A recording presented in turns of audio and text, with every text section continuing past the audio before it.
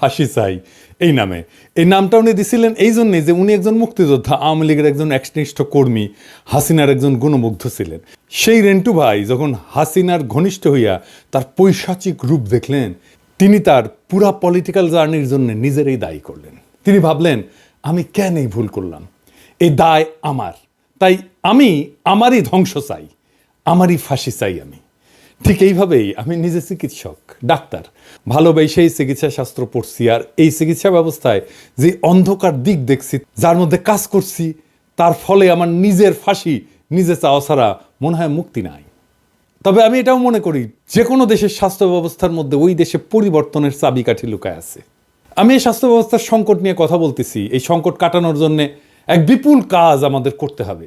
বাংলাদেশের স্বাস্থ্য ব্যবস্থার সংকট এবং সেটা থেকে উত্তরণের পথ নিয়ে সংস্কারের লক্ষ্যে একটা কমিটি হয়েছে, তারা কাজ করতেছেন।